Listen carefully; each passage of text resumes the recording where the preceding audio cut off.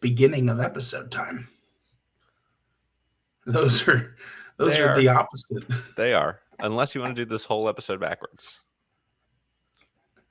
I feel like that would be interesting because we'd have to announce the winner and Yes. the exact scores And then and just then find a reverse way to put mathematically that. break Yeah. them down. Oh man, we'd be so bad at that. Like we can Oh, act God, like yeah. we'd nail it, but by the time we got to cultural impact, which for one of these artists, It's going to be pretty high.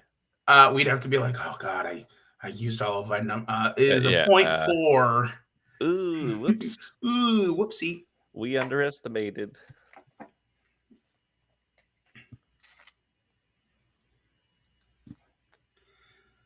Yay. Yay.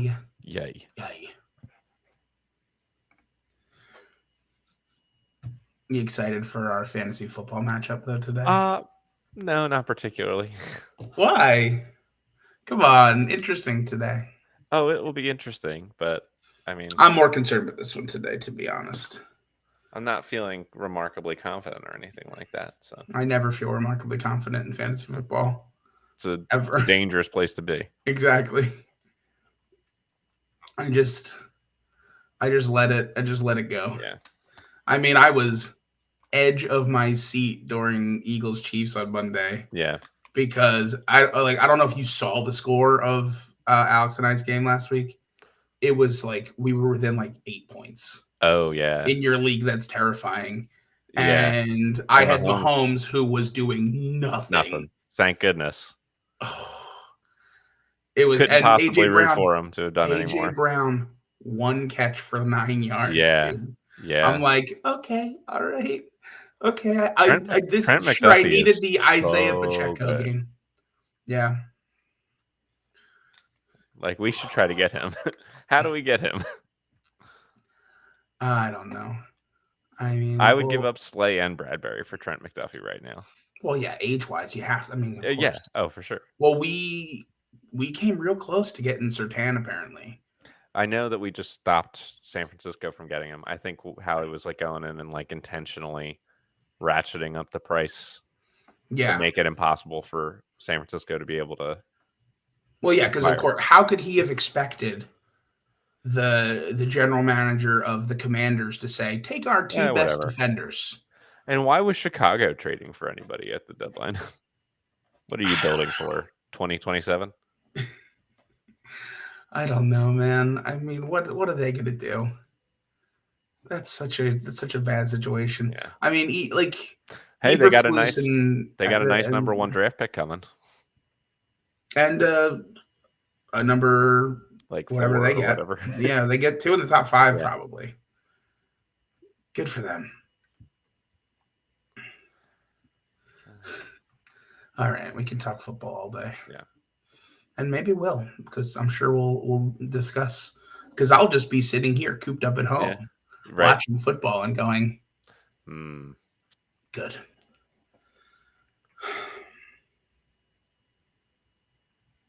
All right. I believe if you're ready. I am. Then I'm ready.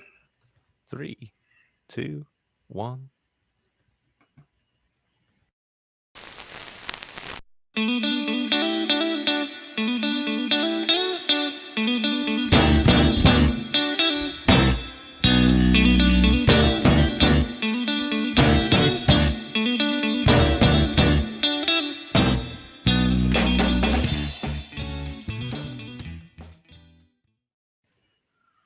TotemTalks headland.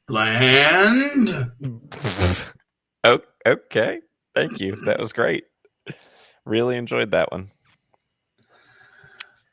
I mean, I went as accurate as I could go. It was good. What else can I do? You keep bringing intros like that. The thrill will never be gone. Ever. Thank you. And that's what's important. Yeah. Welcome in, everybody. Welcome to another episode of Totem Talks. We are in season 6.5, episode 4. And it's the finale of our little mid-season break here. Yes. Where we have been discussing guitarists. That's right. And if you're like, who are you and what are you about and how did you find your way onto my screen or in I my was thinking that. screen, audio wise, who knows? We're Totem Talks. We're hanging out. We're a music podcast where we're breaking down musical artists of every age, demographic, and genre to discover the greatest musical artist of all time.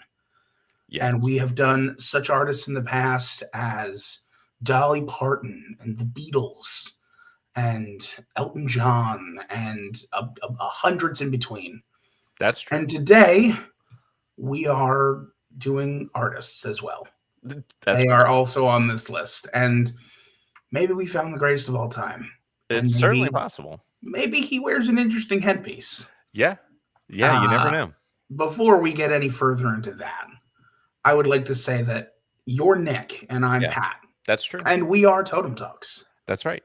And so this finale here for our midseason, we've been doing a lot of, like, our first three matchups, I would say, while the theme of guitar is obviously the theme of the half season, the matchups have been like from pretty vastly different characters on that instrument.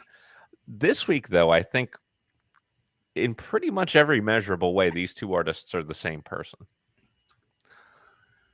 That was a take you just said out loud. That was a thing. Nick, I felt that coming and was like, oh, I'll roll with the bit. And then the words came out and I was just like, I can't do it. Speak. Yeah, because we're starting things out with obviously Buckethead this week. If the hints that Pat's been laying down were not strong enough for you to pick up on, we're starting with Buckethead. And we are moving right along to his biological twin brother, Mr. Blues Boy King. Oh my gosh. Yeah, that's those are both true facts of the world that we live in today. We are covering Buckethead and BB King. Yeah. And listen, tell us about without any further ado, I'm going to get all this ado. So much ado with you. I don't know what to do with it. Much ado about nothing. Yeah. All right. So Brian Patrick Carroll, known professionally as Buckethead, is an American musician, songwriter, and multi-instrumentalist who has been active from 1987 until the present day. And we covered 3 albums from Mr. Head himself. We started with 1992's Bucketheadland. So, could it be the greatest thing to come out in 1992? Greater than the two of us? Absolutely. Who will ever know? Us. We'll talk about it in a minute. We will. We followed that up with Colma from 1998. And then this is such a number. Okay, so we covered his third album, which is his most recent album, which is from like this I say mini, a side series of albums that Buckethead is known for called the Pike series. Right. And this is Pike series number 592, Rays of the Magic Lantern, which came out on Halloween, October 31st, 2023. That's right.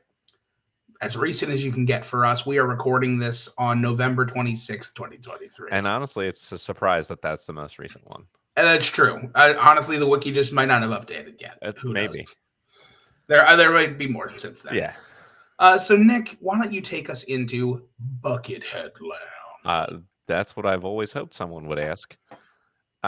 So let me start by saying I have listened to several Buckethead albums and enjoyed several Buckethead albums before. I've also listened and not enjoyed Buckethead albums before.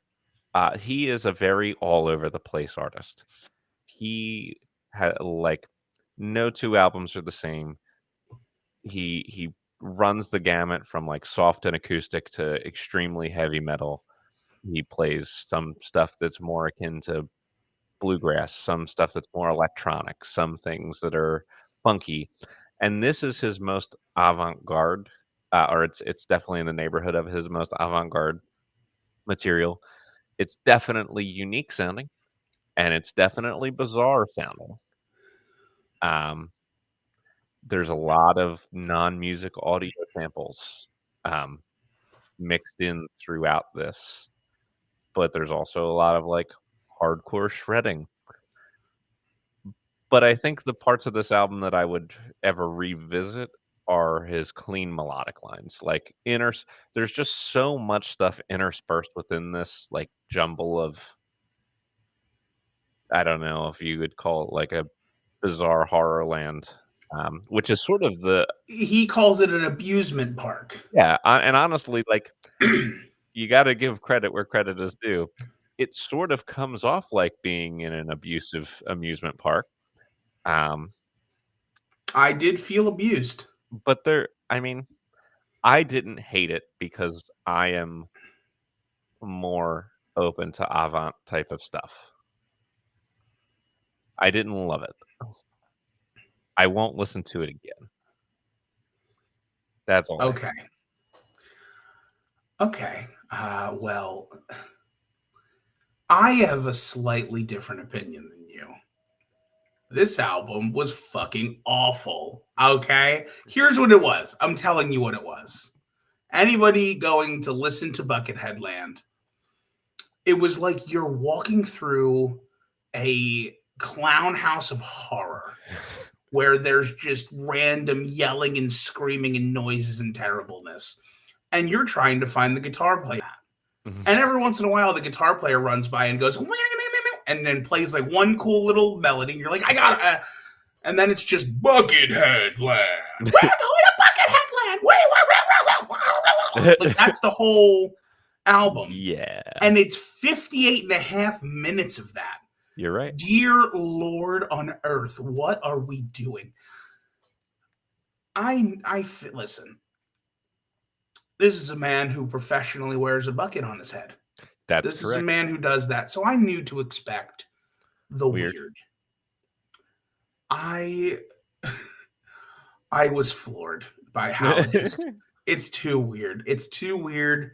Like avant-garde music is it's something too weird for Pat. It's too weird for me because like it's not. What are we doing? It's the same thing where I'm like, okay, like listen, if you're an artist and you like, not even a musical artist, just an artist, you create art and you're like, I'm a sculptor, but I only use mayonnaise infused tuna fish cans. Like, why? Why is that your thing? You can do it. You're good at what you're doing. You're a good guitar player, Buckethead. The little bit of guitar on this album was good. But like, god damn, why?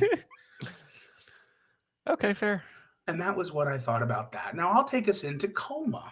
Yes. Which I was frankly terrified for at this point.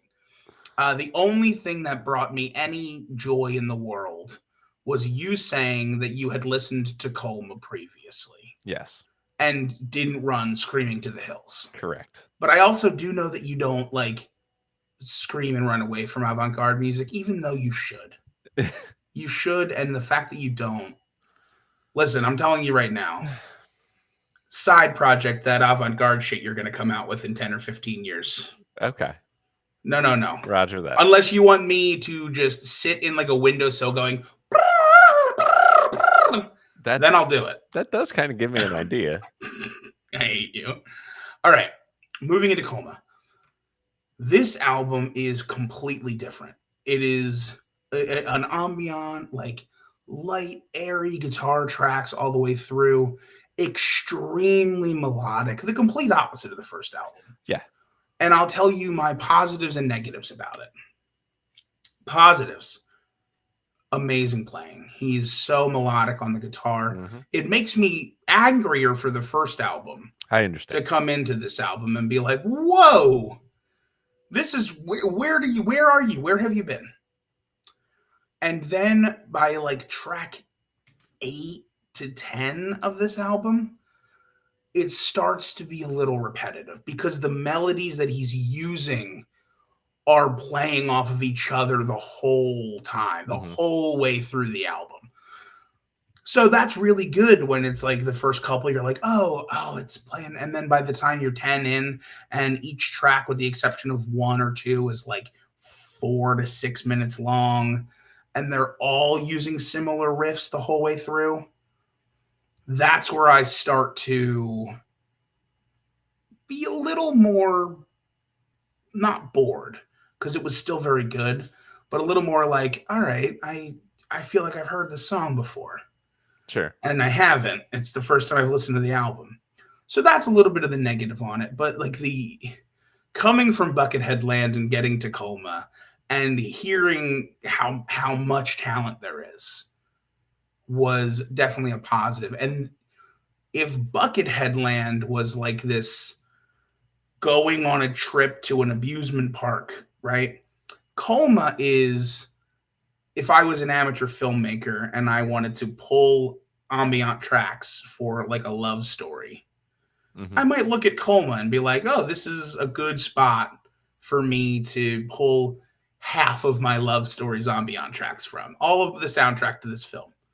That's where I Okay. went. Okay, fair enough. So I'll talk about it then. And this is an album that I have definitely listened to a bunch of times before this, and it's an album that I really like. I listened to it probably on a million train rides, which is kind of really nice train riding music. Sure. Um, and I'll start with my one negative on it, which is I don't know if the production is just like a little lazy. Like the drums don't sound great on Sure. this record. I don't, and I almost wonder if it's intentional because like the almost lazy production of the drum, like maybe makes you focus on the emotionality of the guitar parts a little bit more. Or there's like some sort of, I don't know, you're supposed to see they're supposed to bring out the differences in each other, Are is I guess you what are I'm you trying to say. insulting the drumming of Brain? I'm not necessarily insulting the drumming of Brain so much as the mix of it or like the Sure. miking of it. Like I don't like the actual timbre of it. That's fair. Um, but the guitar sounds great. And I think another thing where one thing really, really complements the other is the amount of acoustic guitar he uses on this record makes Yeah. the moments when he does play the electric super impactful. Because that's where you hear the real difference in tone and feeling. And there's just a couple tracks that I would probably recommend the most if you're gonna for like Buckethead at all on this album. I would say For Mom, Wishing Well, and Watching the Boats with My Dad are three of his best pieces, in my opinion. Sure. Um, I agree. And like I said, I don't have anything negative to say about the quality of the guitar playing on the album. I just felt like for 54 minutes, it just felt like let's experiment with more than just this mhm, one theme all the way through. sure. Like, Well, and maybe like again, I'm not even adding into the fact that this is a instrumental yeah, album. Like that's not. I'm not. I know that I could be hard on it for that. yeah, But again, after Buckethead Land, I didn't need any vocals for a while. I was good. yeah. That's fair. It was fine. Just a bit repetitive. Yeah. All right, let's go to Rays of the Magic Lantern. So, this is definitely different. This is his third album, his third definitively different sound. Um, I think the production value overall is up on these records. I think this is maybe the best sounding of the three in terms of the mix and the quality of the sound. Um, and honestly, this was his 97th studio album of the year at this point, or something like that.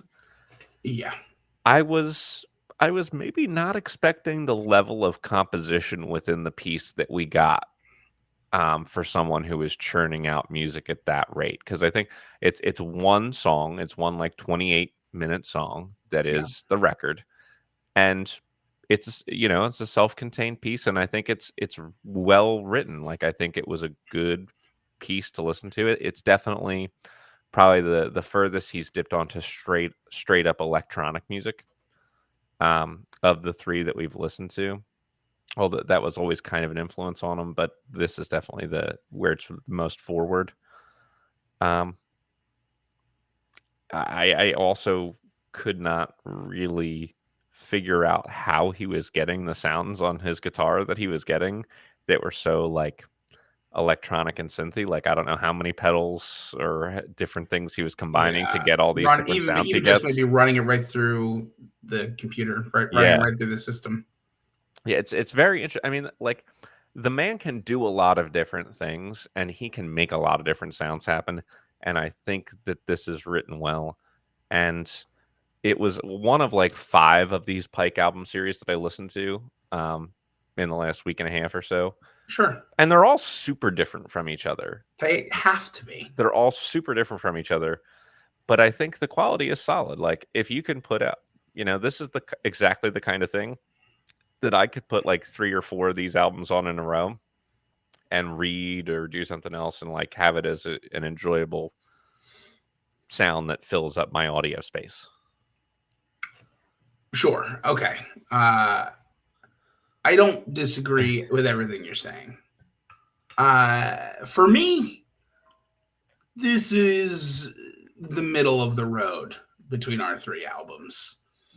The Yeah, Pike it's series definitely the itself, second of 3 for me. yeah, the Pike series itself is very interesting to me because when you read the Wikipedia about the Pike series, you kind of get an idea of what it's going to be. It's these ideas that he just kind of goes with and records. And like I said, this is Pike Series 592. Apparently, he doesn't release all of the Pike series when, so like there's some that are unreleased. It's an insane number though. It's an Yeah. insane number to even see on a Wikipedia for an album list. Yeah. And then it's like, even if you just break it down, like, oh, it's only a song, it's a half-hour long song. That's still roughly 592 songs, which is crazy. It's all just Yep. The numbers are hard to click into your brain. Yeah. So listening to it, it was more forgivable for me than Coma in terms of its repeatability because it's one song. Mhm. And so the theme of the song carrying through makes a lot of sense, at least. Coma, the better album. I'll be straight Mhm. out. The electronic music for me, the electronic input for me was a little much, but I just learned that if I dedicated the time to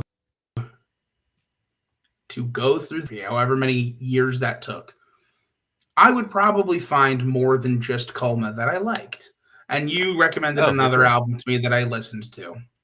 Electric Tears, But yeah. Electric Tears. But for me, I don't know if I have the time if I'm going to be scraping through albums like Buckethead Land, and how far into the Pike series would I have to get? So like, we're on different ends of this where it's like you're cool throwing on the Pike series and just like listening and Mhm. not knowing what you're gonna get.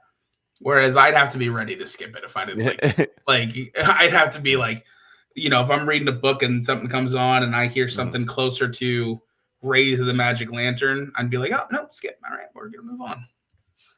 And that's it. So like it's hard because I feel like Buckethead had both the worst and best thing that could happen to him, where I hated the first album so much that just having music be the other 2 albums helped him. Okay, fair. Like that's where it went. It was a very John Lennon experience to me, where like 2 Virgins Yeah, was awful, and it then it's like, was. well, then you came out with At least that's not music. all Yoko. Yeah, it's true. Yeah, fair enough. All All right, right. so do you wanna learn about this guy Yeah, tell me a little or bit what? about Mr. Head.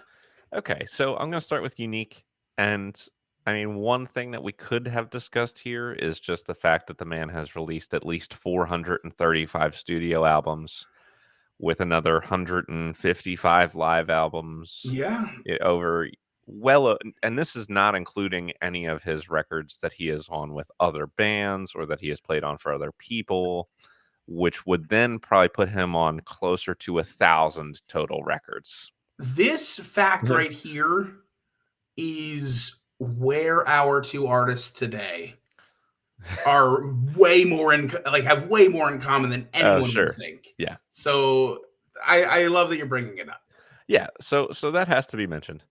But what I'm going to go with instead is the fact that he has got to be by far the most famous musician in the world that no one knows what he looks like or what his real name is. I mean, like, I know we just read it on Wikipedia, but no one has Yeah. any idea. Like, they're like, Yeah. oh, it's that guy who wears the bucket on his head, and no one knows what he looks like. He's really good at guitar. And then no one knows anything else about him. Yeah, I would say like there's very few artists that have this level of fame with this level of anonymity as well. Mhm. Yeah, Some that right. come to mind are like Daft Sade. Punk, Sade. Well, but I mean, you know what Sade's face looks like. Sure. Yeah, true. Daft Punk with the masks. Yeah. You have like Dead Mouse Mhm. also with the mask, and then Dolly Parton because Dolly He Parton wears a wig. wears Yeah. the wig and all the makeup and stuff. It does not look like that Right. normally. Mhm.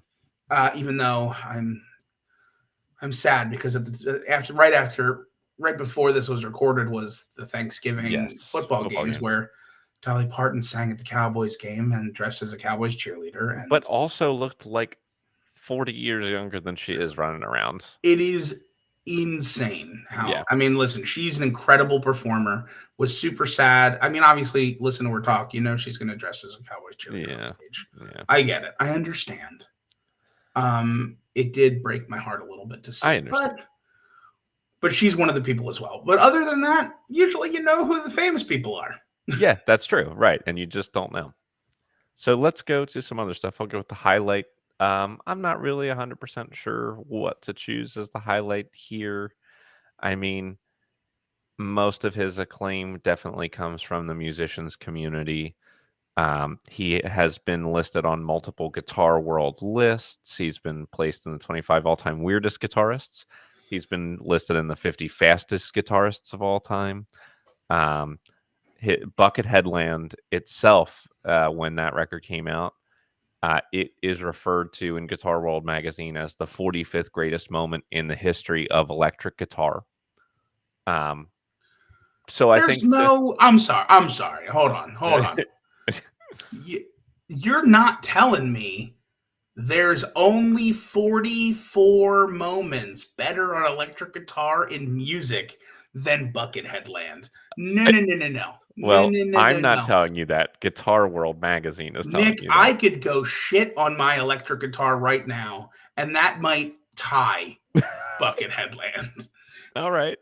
Okay. Okay, I'm just and then telling I you that I'm just reading facts, man. I'm just reading the facts. look. I understand. I understand you're I'm reading doing the my facts, job. but how can that not incite fury in me? No Fair. way. This is The fair. for all of the You're artists we you're really covered, having your Toby Keith moment. Keith Urban. It wasn't Uh, even Toby Keith. Whatever. All those stupid, horrible country people are the same to me, and they all suck equally, and I hate them. All right. Hey, Garth Brooks is all right. Okay. Anyway, he also has a signature Les Paul. So those are the things that I pulled as his career highlight. Sounds good. For career low light, I had a few things I wasn't sure how much of a low light they would be for him. He did audition for Red Hot Chili Peppers in '93 and did not get the job. But he did, of course, get the job for Guns N' Roses in 2000. Well, yeah, they're used to long-haired people with hats. Yeah, right. I mean, That's it the just thing. makes sense for them. He also was approached by Ozzy Osbourne to play in his band for Ozfest. Um, However, Ozzy rescinded the offer when he realized that he would not perform without the bucket on his head. He was like, "Yeah, just come up and join my band, but like you can't do the whole bucket thing." And he's just like, "No, I wear the bucket. I'm Buckethead." And he was like, "Oh, what's your name?" And he's like, "Well, it's Brian, but only my mom calls me Brian. Everyone else calls me Buckethead." And when Ozzy realized that he was going to have to call this man Buckethead, and he was only going to perform with the bucket on his head, he rescinded the offer. I need to be very clear about something. I feel bad, right? I feel bad. I feel like I'm ragging on Buckethead. Mm-hmm. If you out weird and over weird Ozzy Osbourne? Sure. It's at least impressive. Now think of it this I way. mean, dear Lord. What if he just has severe anxiety It's and he true. doesn't feel comfortable playing without that in front of That's true. people? And I'm going to be honest with you, dude. That's got to be part of it. It I mean, seems like it's probably part of there's it. got to maybe even not so much now. Maybe Mhm. maybe it's melded more into like persona. But like the whole beginning part of his career, yeah, I would not be Mhm. surprised at all. And sure, Yeah, it might still affect him today. And we are both strong advocates for mental health. So of I'm not course. going to rag on the mental reasons he wears a bucket on his head. No, no, no. But for sure, if Ozzy Osbourne's like, oh no, this guy's too weird. Yeah. Something Okay, is happening. sure. Ozzy Osbourne bit the head off of a I live bat know, on and he stage. shouldn't have done that. Well, of course he shouldn't have done it, but he did it, and then still I went, "No, the bucket's too weird." Yeah, okay. With the bucket is also a KFC bucket with a giant orange sticker that just says "funeral" on it, but that's neither here nor there. Although it is a little bit here. It's a little Here's bit here. It's a little bit here. All right, here's the real low light though. Okay. Yeah. Um, in 2017, he was diagnosed and went public. He has a chronic heart issue Uh, that he could essentially, the way he put it, his quote was, "I could be gone tomorrow." Um, oof. Basically, he has his heart beats out of rhythm. He's got like I'm trying to Arrhythmia. think of it, some sort of arrhythmia, a specific type of arrhythmia that Okay. his doctors thought he was going to have a stroke, and he had some procedures done. But basically, it's an issue that he's going to have to live with forever, and you know, it impacted his health quite a bit. But I mean, he's back to making a lot of records at this point, which is good. Yeah. Um, but it's been an an incredibly difficult thing for him to go through, and he's going to be dealing with it for the rest of his life. Yeah. I So, mean the thing with arrhythmias are I don't know too much about them, but I know a little bit. yeah. It's hard without being able to determine the reason, like Mhm. whether or not like he would need like a pacemaker or just like medicines to handle it. Okay. But yeah, that's definitely scary for Yeah. sure. I Very. I, I feel for him on that. Mhm.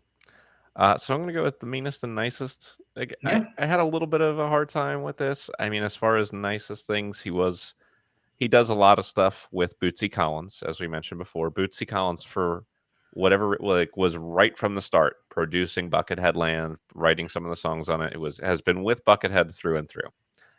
Um, fascinating. and part of that was being part of like the Rock the Vote organization. And Buckethead did promote that with Bootsy. So good for him. Yeah, As far as meanest, I don't know exactly if this qualifies as mean, but like the whole way he left Guns N' Roses left a lot of people scratching their heads. He apparently in January of 2004 just kind of like disappeared without telling anyone and just like stopped being a part of the band sort of. And then in February showed back up without talking to anyone or telling anyone what he was doing, and then left again later in the year. And the okay, reason he okay. gave, well, according to his, I guess, his manager who came out and said it was No, his frustration at the inability to write or record or do any type of music. Like the band, Guns N' Roses themselves were just in such turmoil, I guess, all the time because that's how Axl Rose just always is.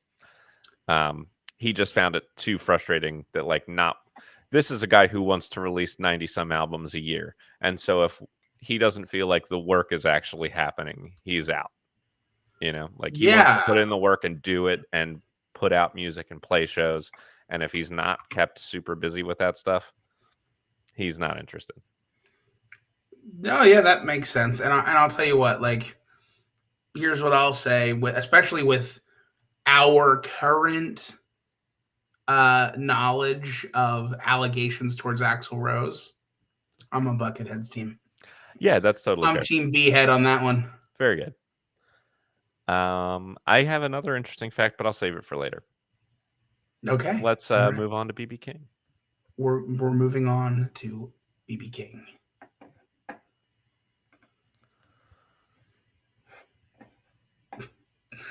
Buckethead, man. Jesus What a Christ. guy.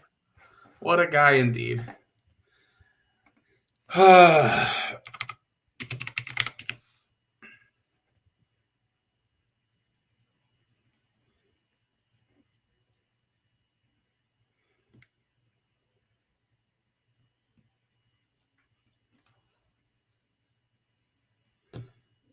I'll tell you,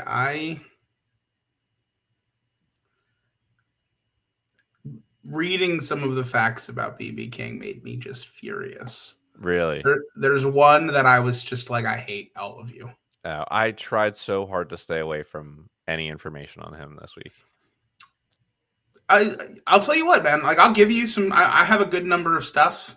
Okay. But there's even more that I couldn't. Yeah. I mean, it's just I would so imagine much. with a guy like him, it would just be never ending. So It is. So I have a good number of stuff, a good number of facts, but I would recommend doing some reading. Sure. On good old Riley King.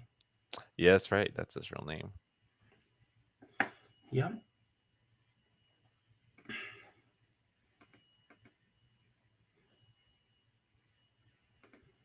Got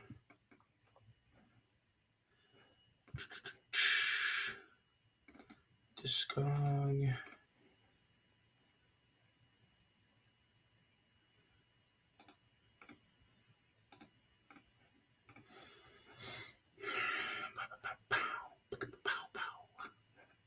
All right, I am almost already ready. Excellent.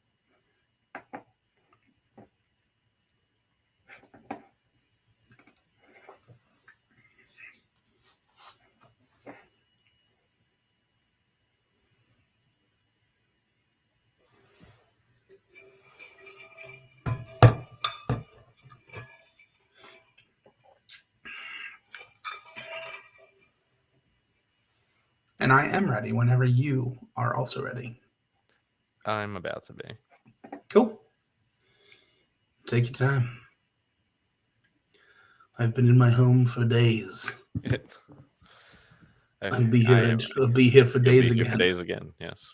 All right. 3, 2, 1. Riley B. King, known professionally as BB King, was an American blues guitarist, singer, songwriter, and record producer who was active from 1942 until just before his passing in 2015. He retired in 2014. Yeah, right. So those are our years active here. And we covered 3 BB King albums. We started with Singin' the Blues, which came out in 1957. We followed that up with Deuces Wild from 1997. Quick 40-year gap. Yeah, very quick. And then followed that up with One Kind Favor from 2008. That's right. So definitely a decent... good spread. Split here, yeah. So we're good there. And I'll take us right into Singing the Blues. So I was a smart man this listening period. Okay. In which I know who I am. Of course. And so I listened to Buckethead first. There you go. So I got to listen to BB King straight through here. And what a breath of fresh air that was. I'm going to be honest with you. Because this is straight up like 1950s blues. Sure. From one of the founding members of blues fame and everything. And it holds up. I mean, I'll tell you what, it holds up. There's a couple things here that I want to say that are very interesting to me. All of the tracks are written by BB King and or Jules Taub, who was also known as Jules Bahari, who is the label co-owner. So these are not like a bunch of blues covers that I think they are. All track what? I think they're derivations. They're not. They're his own writing stylings, reworkings of. Yeah, they're reworkings. They're not covers. It's different. But it's interesting because in the 50s, it didn't have to be different and rarely was that. Mm-hmm. More often than not, it was just a blues artist doing a straight cover or Yeah. rendition of something. So I want to give credit there because that's rare that that happened. Uh, Other than that, I don't have anything really bad to say here. It's straight blues. It's not, you're not getting any wrinkles thrown into the blues mix here. But also in the 1950s, there really wasn't too many wrinkles to throw into the blues mix here. And the playing is really good and solid all the way through. The singing is really solid all the way through, especially for blues. And I really just enjoyed the time capsule that was this album. Sure. Yeah, no, I really enjoy this. Um, Considering the fact that these recordings are actually older than this album because it was, you know, a collection of a bunch of his singles that he released in the first half of the 50s, and Right. then this was the first time that they were put together on a CD or well on a vinyl. But Which was super common for the yeah, time. yeah, Up yeah, until the late 50s, early 60s, most music was being commercially released that way. yeah, exactly. And so there are some recording sound issues. Obviously, it's not as wonderful as you would love to hear this record. No. But you know what sounds really good? The guitar. Like the guitar, especially that like early bite that it has, like a little bit of distortion. It Yeah. sounds excellent. That was, I think, the thing that jumped out to me the most throughout the record. Um, it's nice that you get one of his tunes on here that has really become a blues standard with "Every Day I Have the Blues," which is an awesome song. And what I really love about this too is that it's, you know, there's so many stripped blues records from the earlier, uh, you know, blues scene where it's a small band or just a guy and a guitar. This has the full like big band behind him, and it sounds great. Yeah. And I really love that style. Um, and it's not always associated with people who are this deep in the blues. Like a lot of times we think of maybe it as more like soul gospel blues, like the Ray Charles end Sure. of the blues instead of the BB King end of the blues. But I thought it sounded great with him. Couldn't agree more. Yeah. Which brings me into Deuces Wild. And this is your classic standard legend of music has decided that they've come to the point in their career where they would like to re-record a ton of their greatest hits with guest musicians. Yeah. And honestly, this is I am I've grown to become very glad when we get these records from these legendary artists because it means we get a good sampling of their most famous songs, their biggest hits. And oftentimes, if they're bringing in the right people to work with them, you're getting what are good standalone versions of the songs. Um, we've certainly heard artists do re-records that are exactly the same but worse because they're 30 Yeah. or 40 years older. Yeah. But this is like a perfect example of everything that you can do right with this type of album. The guests are fantastic. You get songs like "The Thrill Is Gone" and "Ain't Nobody Home," "Hummingbird," "Paying the Cost to Be the Boss," all with great guests. I love D'Angelo's vocals on "Ain't Nobody Home." Tracy Chapman on "Thrill Is Gone." I thought Van Morrison on "If You Love Me" put out like maybe one of the best vocals he's ever put out, like on any Nick, record. I could not believe that was Van the Man. Yeah, like he I sounded was like, way better than I he was ever like, did. wait, where? You need to hire this producer, Van. I mean, dear Yeah, Lord, talk yeah. about a guy who writes a lot of albums. Oh, yeah, exactly.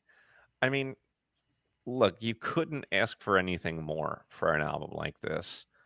There is one song out of 17 that I don't think I would listen to again that I would probably skip on the re-listen. Yeah, Do is you there? know which one it is? I mean, I could imagine we might be interested in skipping the same one. It was "Keep It Coming" with Heavy D, It in was which BB King coming. tries to rap. Um,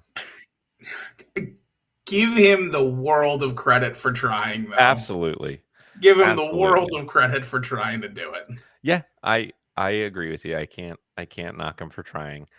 And I mean, I'll let you talk about some of the other guests if you want, but I want to also Sure. mention that Pino Palladino plays bass on this record too, in addition to all the amazing guests. Like it's just an all-star cast and it sounds like it. Yeah, and so that's what I look for in an album like this. I look for who is wanting to work with this artist when it's typically sometimes it's outside of their genre. Yeah, but I mean, And if who you're is this in artist music, to work with? if you're in music and you get a call from Yeah, BB King, if you like, no one would say no. No one who knows no one who's anything, sane no one who knows anything about the history of music at all could, could yeah, ever say no. and I completely get that. So it is more of who did this artist choose to highlight. Hmm. And I think again, the choices here are mostly great. I mean, Tracy Chapman, cannot talk enough about Tracy Hmm. Chapman. Love Tracy Chapman. Uh, and like D'Angelo, Bonnie Raitt, a really good Hmm. cover with Bonnie Raitt, Yeah, "Baby I Love You." Bonnie Raitt is so underrated, I think, in I terms of like agree. outside of the country sphere. Sure. She can sing it. Yes, she can.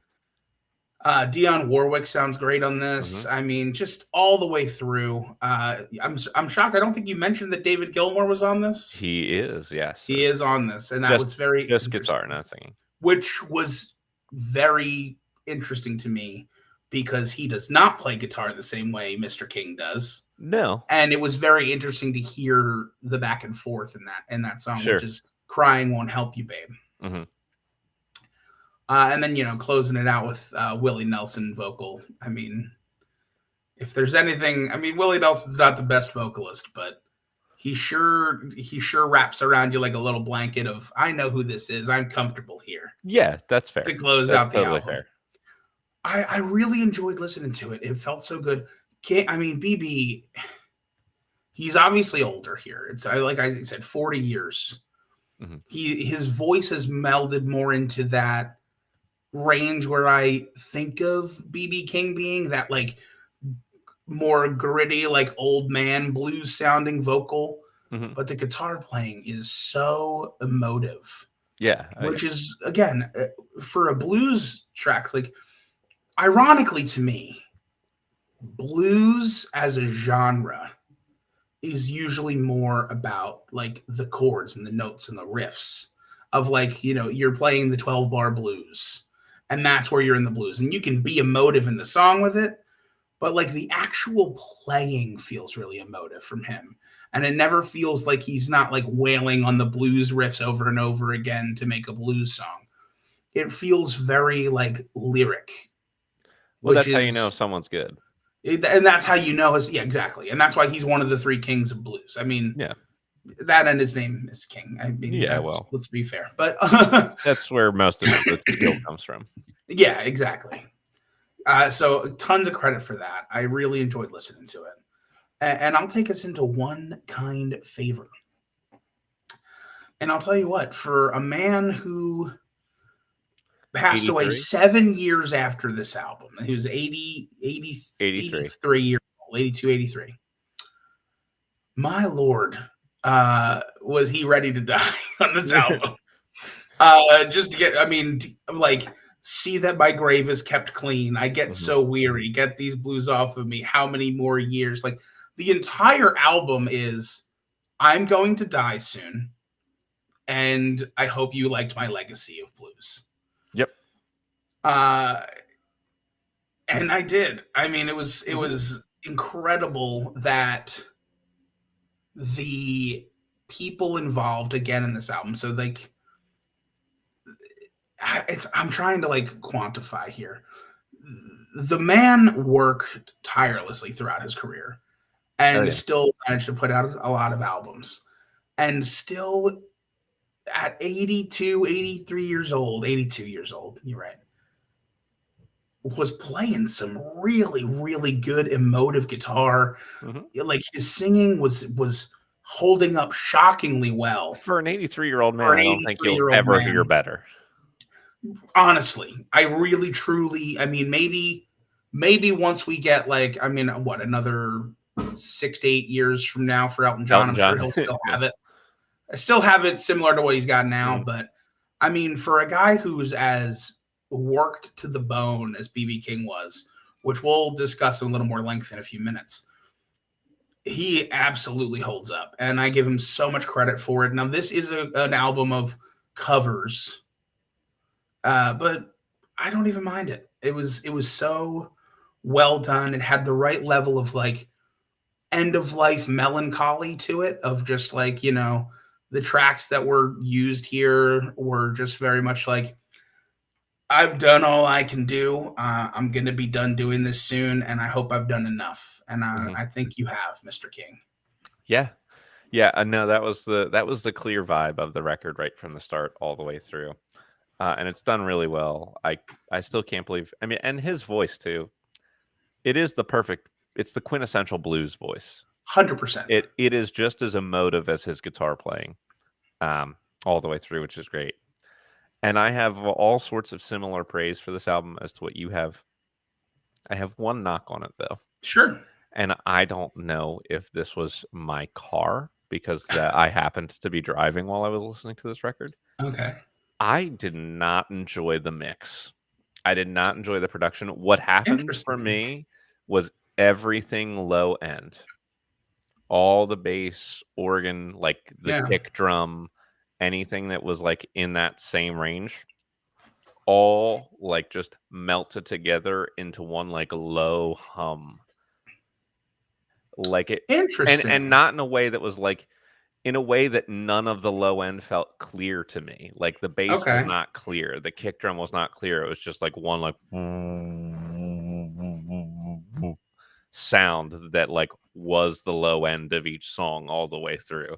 And I'm like, okay, so there's like a lot of great stuff happening right above that register, but everything Right. once it got to a certain point was just kind of like this blended together sound. I'm like, oh, that I wish someone had like cleared up the bass in this record. I'll have to give it a listen through some worse stuff then. Yeah, So, maybe. I mean, now that I work from home, I usually listen during the day from my studio headphones Hmm. and just listen through. So I Sure. didn't have any of that issue. Yeah, it could have just been my car speakers in particular that But weren't blending right with yeah, the mix. it could have been that. I mean, but at the same time, like that could be a potential thing. Like you want to have music that sounds as we know from recording music. Hmm. That's one of the hardest things is like when we get our recordings from our producer, we'll listen to them in our like studio sets. We're like, this is great. And then we'll And play it on then our yeah, cell phone you and we're listen like, to it, there's a part here that doesn't it doesn't sound as sound right. good. It doesn't, Exactly. Like that's part of the challenge. every different set of speakers, it comes across a little differently. Yeah, And so for me, I just didn't love the mix that I heard here. sure. And that is all. So tell us about this That's guy. all. Yeah, I'll tell you a little bit about BB. What is there to say? So there's unique fact, right? The unique fact about BB. There was a lot of things I could choose from. I thought I would go with maybe the least productive punishment of all time. Okay. And that is that as a child, BB King was absolutely forbidden by his mother to ever play or sing the blues, which she called the devil's music. Well, Even though her cousin was renowned bluesman Bukka White, and well. King took Bukka White as like a personal idol and worked, and learned from him directly to become who he is today. So maybe the least productive telling someone no of all time. That's You're not allowed to play this crazy. becomes one of the most famous people to ever play it. I was gonna, that is like literally the equivalent of like Stephen King's mom saying, now you might want to write, but you can Yeah, never write any horror. Nothing scary ever. right. No. And then he Completely becomes the person who just, is the most famous for a particular yeah, niche in the history of writing. yeah, completely just misses the mark on Yeah. telling BB, no, you can't Okay. play the blues. So All I right. thought that was fun. I love Now, it. a highlight, or you know what? I'll give a second unique little fact here because you mentioned it in the very beginning that BB is not obviously Riley is his original first Right. name. famously known as BB. So the first radio show he hosted was on the WDIA in Memphis, and it was called the Sepia Swing Club. Okay. And he was referred to on that as the Beale Street Blues Boy. Ah, okay. And eventually, after a while of hosting his show, it just was Blues Boy, Blues Boy King, and then finally BB. And that is the little unique trickling down of how Riley became BB King. Very good. So highlight. This was a terrifying category for me. Yeah.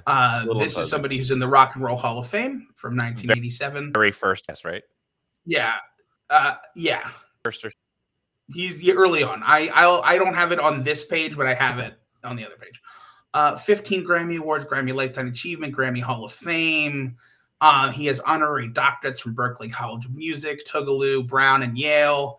I mean, he has the Kennedy Center Honors, which is, a very prestigious award to be be having the Kennedy Honors given to you. I couldn't find a highlight, like one thing to highlight his career. I'm going to give it to being in the Rock and Roll Hall of Fame as a blues musician and being inducted in, as early on as he was. Yeah, second year. I double checked. Second year. First okay. year was 86. I'm going to give it to that, but all of those things are accolades worthy. Definitely. Of a career highlight. I would take any one of them, personally. Yeah. Oh, for sure. So here's the thing. The low light, and this is as low as you can go. Although BB King's music is widely used in commercials and ad campaigns, and he personally appeared in ad campaigns for Wendy's, McDonald's, and Burger King, he's a vegetarian. He was a vegetarian for most of his life. Oh, how low can you get? Love him even more. I know. That's not amazing. The low light, obviously. The real low light, which, again, is it a low light or is it also maybe the greatest moment ever? That's what I'll tell you. All right. He was drafted in the Army in 1945. Okay. And he was in basic training, and they realized that he was a trained tractor driver and could drive a tractor. And that was so much more important during the war effort than going and dying in the war, because they needed people to sustain crops and sustain all of those things. Mm-hmm. So he was way more essential to the war effort as a civilian. So he was removed from the draft. Good for him. Good for him. The low light is exactly 1 year later, he completely abandoned being a tractor driver because at one random night, he was driving the tractor back in and putting it away for the night, where it kind of like bucked forward and he knocked the smokestack off the top of the tractor, broke it. I was like, I gotta get out of here. He just straight up left and never went. Like, he just was like, I'm done working here. And he was like, packed up that night and moved to Memphis that night and became BB King. He was like, I'm just going to go pursue music now. I can't go look at my boss in the morning and say, I broke your tractor. I'm going to go do music instead. So that would be a low light. Although he did go back a couple years later, once he started picking up and pay for the tractor.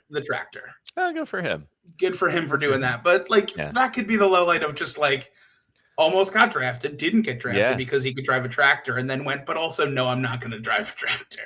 And that's super interesting. And here's what I wonder. So from what I do know about him as a child, it's that he was born in Mississippi to sharecroppers. Yeah. Now, was he driving a tractor at the same farm that his parents were sharecropping for? Because if so, then fuck that guy and his tractor. Because sharecropping was, a very, very short hop, skip, and jump away from just out and out slavery. You're not wrong. Was the system I don't have the information on the farmer himself. Yeah, fair enough. I don't. That could also just be that's where he learned how to do the tractor stuff, and that probably is essential to the war effort, right? But it is also how quintessentially bluesman. Black man growing up in the deep South to parents who were sharecroppers, whose mom runs away, and everything was tough. he caught no breaks, this man, until he Absolutely. got, I guess, sent home to drive the tractor instead of war. But like the first time in his life, he'd be given a break. Yeah, so I'll go for meanest and nicest now. And here's what I'll tell you for meanest, because this is what infuriated me. All right. I was pissed. So I had trouble finding a real mean thing for BB Mm-hmm. King. Every report I've seen of him is that he's like one of the nicest guys ever. Mm-hmm. I know that he has like 15 children that have claimed him as a parent, even though his marriages never produced children. Two marriages, both, didn't work out and then didn't remarry. Neither one of his marriages produced children, and doctors have like multiples of his doctors have come out and said that his sperm count was too low to produce children. He never once disputed the children, paid for their colleges, all of like just paid their way through. Okay. That's the kind of person that I've been reading about. Yeah. And I'm just like, where am I going to find a mean thing about him? He was just like, oh, you telling me you're my kid? Here's college for you, whatever, buddy. I mean, just take it. Okay.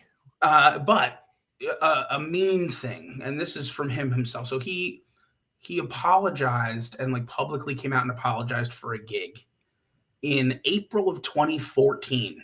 88-year-old BB. Okay. Because he was at the Peabody Opera House in St. Louis.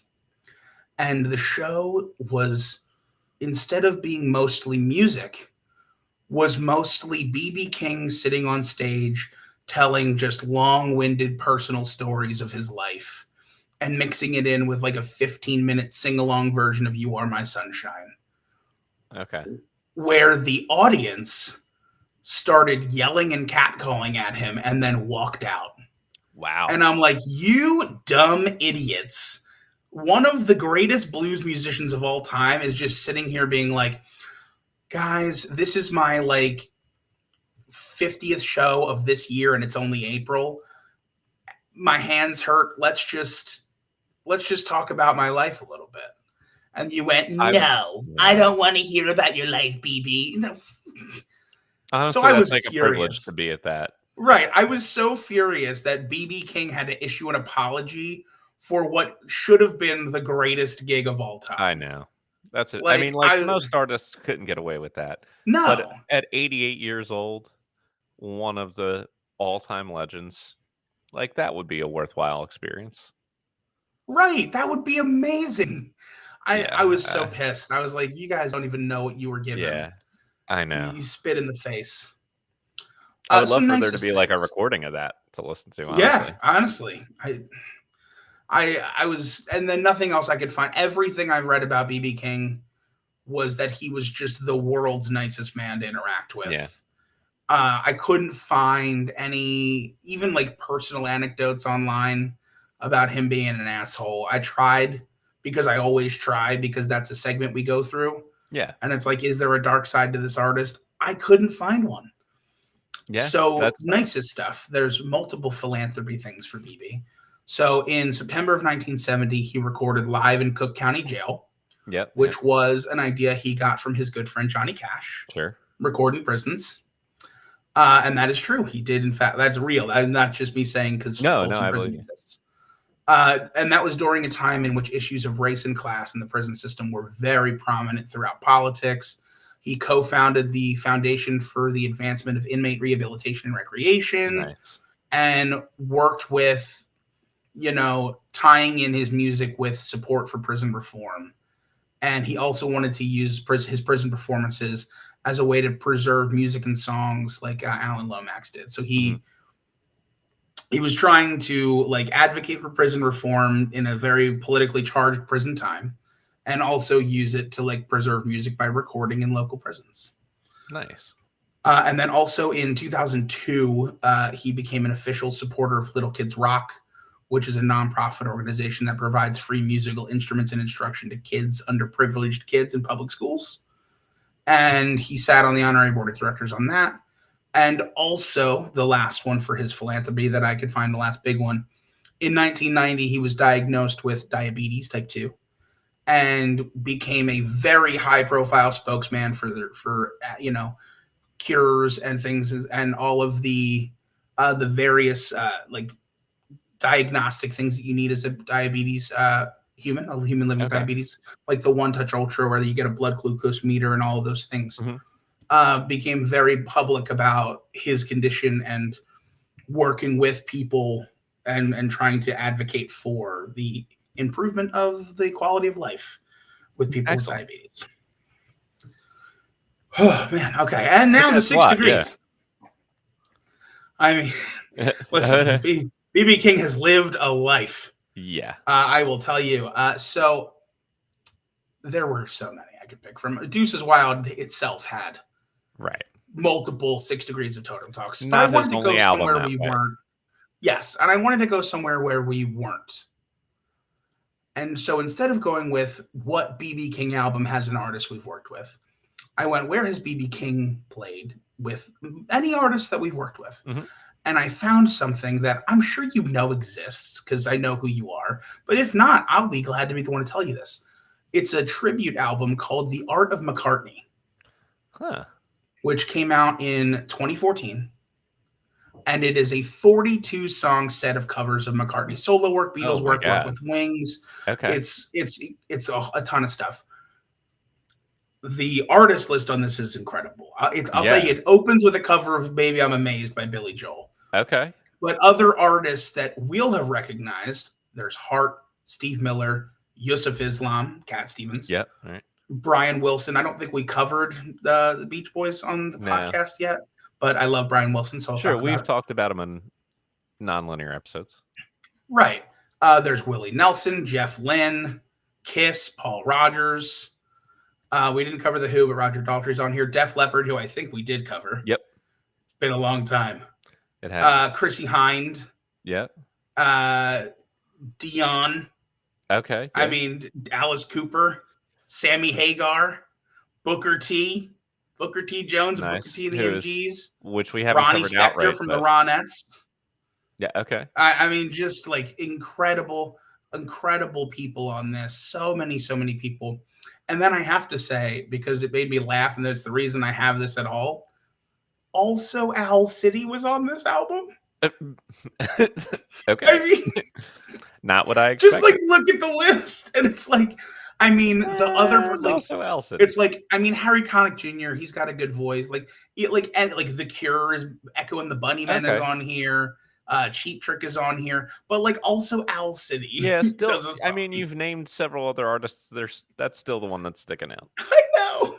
That is like the number one reason I had to include this was to mention like, yeah, they had a 42 song set with like multiple like legendary artists throughout history, and then Owl City. Okay. All right. But that was the one I had to talk about because this is a ridiculous album that I have. Well, set of albums. It's 125 minutes, and I'll be listening to it at some point because that sounds like a lot of fun. It does. I agree. Okay, cool. Is that everything then? That's everything. That is Mr. King himself. All right. Well, then let's talk some grades here. Cultural impact. We're going to start with Buckethead, and it is something. He is very famous for being a guitar virtuoso. Like his fame comes from the fact that he is well known as a virtuosic, skilled player on his instrument who has put out a ton of music. I mean, will also say there is also some cultural impact for the bucket head. For the bucket on his head, it's a very recognizable gimmick. Yeah. Aside from the 10,000 albums that he has played on or written himself, he has also done a lot of film scores. So a handful of notable ones include Saw 2, Mighty Morphin Power Rangers from the 90s, Beverly Hills Ninja, Bruno, Mortal Kombat, and a handful of others.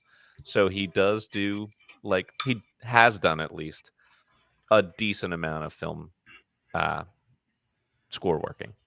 So add that to his list of talents. I will. What number do you think that gives him, though? I don't know, like 2? Yeah, there you go. I mean, that's fair. Yeah, okay. That's what I was shooting for. He's got enough. Now, For BB King, I think he's one of those artists where it is reasonable to discuss in and around a 10. And that is a good discussion to have. Yeah. We'll start with some floors. He's in the Rock and Roll Hall of Fame, so there's a threshold there.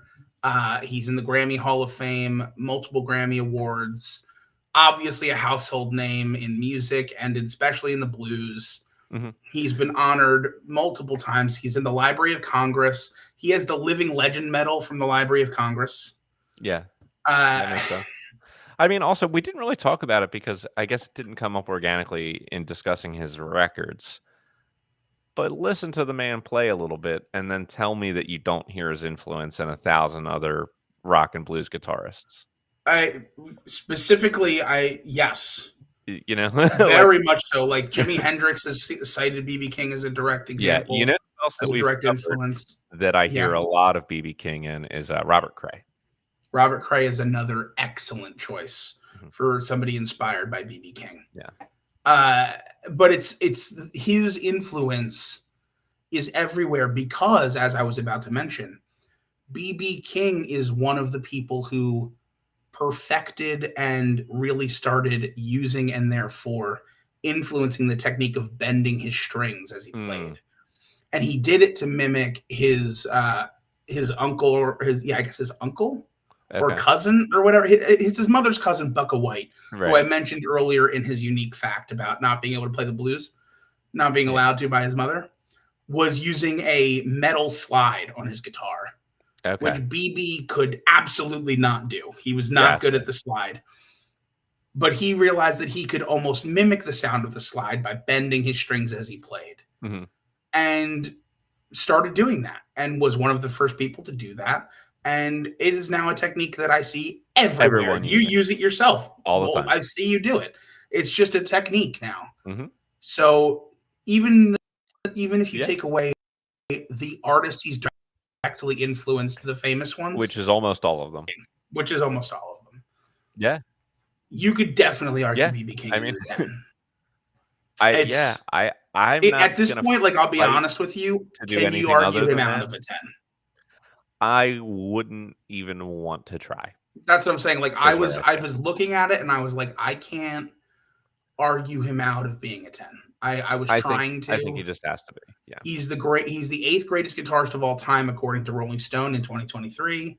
He, he's had multiple halls of fames. Time named him the number 3 guitarist on the 10 best electric guitarists of all time. I think we give him a 10. I think that's fair. So let's move right along to breadth of work. So here's the thing. Both of these artists are going to start with our max of a 6.7 for starting. Correct. But here's what I have to say. Yeah. Our formula is for once you get to over 31 albums, we consider that you're in maxed out territory of a 6.7. 31 is the highest we got. I think 31 is more than 95% of artists will ever touch. At least 95%, honestly. So here's the thing. I think we need to make a one-time exception for Buckethead's 435 studio albums and give him a little bit more to start with. Like, this is unprecedented. I don't even know. Like, he just has to start on like at least a 7 instead or something, because it's just like he's inhuman. I'm willing to start him at a 7. I think it's only fair. It is 400. I mean, I'll say, like, give BB some credit. He's also over that max. He's at 43. He's at 43. But there's a literal 10 times difference. Oh, I'm willing to give him the points. I get it. Okay. Now we can talk about the other tenants here of breadth of work. And Buckethead is not selling the way that BB is selling. No, sir. No. So I don't know exactly how many total records that we could say that he has sold. I don't know if you found anything. I couldn't find any specific information. I'll tell you, he's at least sold 435. Yeah, I mean, he's definitely done that. But I cannot figure out exactly how I many couldn't figure out sales. I couldn't really figure out. They're not really certifying. A lot of them are digital only releases. They're not exactly? even really tracking. So here's what I'd be willing to do. I'd be willing to take away the points we just gave him instead of taking away the 0.5. Sure. So he technically would just stay the same with our max score, and then Yeah. we'll Okay. add or subtract for Yeah, our likes or dislikes. that's fair. Do you want to attribute or distribute any points to him? Sure. I'm taking away zero point 0.3 for Bucket Headland. Okay. I'm adding zero point 0.1, or I'm adding 0.2 back for Colma. Okay. And then I'm staying equal for the Pike series one for Rays of the Magic Lantern. So he loses a 0.1 for 0.1 from me. you. And he's going to gain a 0.2 from me, so he's going to get a 0.1 bump Yeah. overall from there. Bucket Headland was so bad. It was And so bad. Of Buckethead Land, I probably might have given him a minus 0.14, but I really love Colma, and Sure. I like to Raise of the Magic Lantern. If all of his albums were that, I would have given like a 0.1. Understandable. BB King 6.7. He does have sales. His first record went gold. Deuces Wild also went gold in the United States. He has a collaboration album with Clapton from 2000 that went gold and platinum all over the world. So we can factor that one in a little, and then like just kind of keep in mind that it was half him, half Clapton on the sales, and it wasn't like a pure solo studio album. It's enough to definitely not knock him any points for sure. Right. It's enough to not knock him. I don't think he's going to get any added points for sales here. I mean, unless you have found some information that I have not on how many. And most of his stuff is, again, a lot of his more famous stuff was released in the singles era, so it's hard to find that info, and it's a lot harder to find info from back then. Right. The only thing I can see is about 6.5 million. That's my one reference. Isn't enough to bump for Fair us. Enough. So I'm cool leaving him at the max and then giving him points for personal preference. And I'll go first this time. I'm going to give him a 0.3. Yeah. Okay. Everything is enjoyable to different degrees, but every album is a plus. And I'm going to give him the same score for the same reason. I think that, I want to take the personal out of it, where it's like all the influence and just listening to the music. There was still enough there to give him a plus in every category. So plus for every album. Yep. And here, I mean, look, this is going to be our highest set of scores for the day. Instrumental talent. Like, say whatever you want about Buckethead's music and how much you liked or disliked. Oh, he can clearly play the guitar. The man is like acknowledged across the board as a literal virtuoso instrument. Like, there's nothing he can't on guitar. I had a hard time not giving him like a max out type score here. Okay. It's just a question of where you're willing to go. I struggle with a maxed out score. I mean, it's not leaving the nines. That's fair. I'm okay with it being in. I don't think I'm okay with it being in the nines because I recognize the talent involved. Yeah, and I recognize the the amount of technique that's used, and I recognize so it's like the sheer volume. Is his guitar playing. Like that's what he's being graded on fully here. Right, and I'm willing to give him that credit. I think a 9. But for me, there's parts of what he does that is so like visceral in negativity that I struggle with giving him like above like a 9.5 for me. Then that's what he'll get. And that's fine. I understand. And BB King is also going to get a really high score. I mean, like that, you couldn't have asked for 2 more different guitarists. No, you could not have.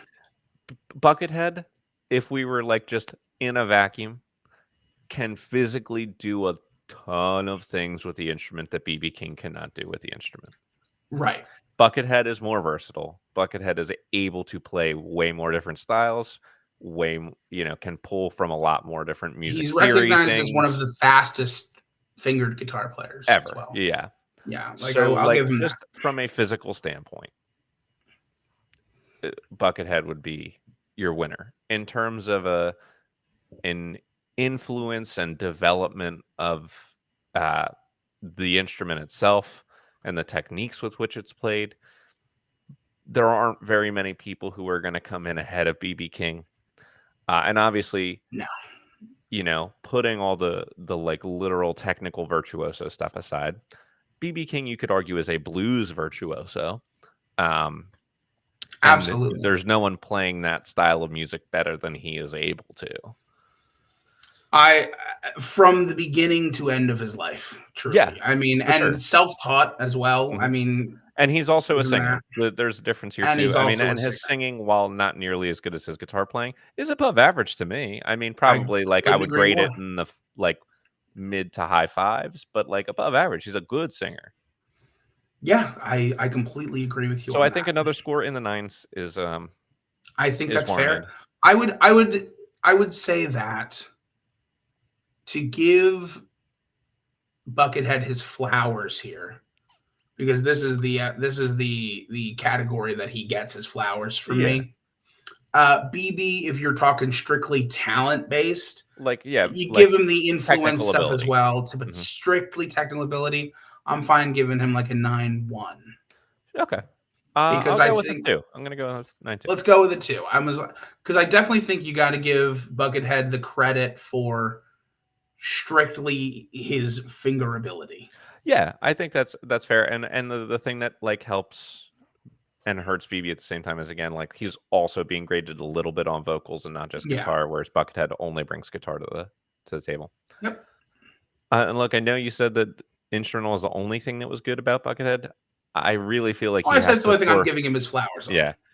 He's got to get some very solid credit for songwriting here, because the man not only wrote 435 albums worth of music, aside from the first one being super, super not your style because it was just super avant-garde and bizarre, his individual pieces are well composed. He's a really good writer for guitar he can be avant-garde. He can also be very heavy metal. He can also be proggy. He can also be, light and acoustic. He can also be very funky because, he does a lot of stuff with Bootsy Collins and plays a lot of funkier type music. He does pretty much everything from ambient to prog metal and all the spaces in between. And he does them all really well, I think. So you got to give him an above average grade here. You just have to. Sure. I will give him an above average grade. But he's not going to get flowers from me for two reasons. One, I mentioned Buckethead Land a bunch. I know. I don't have to talk about it again. It exists.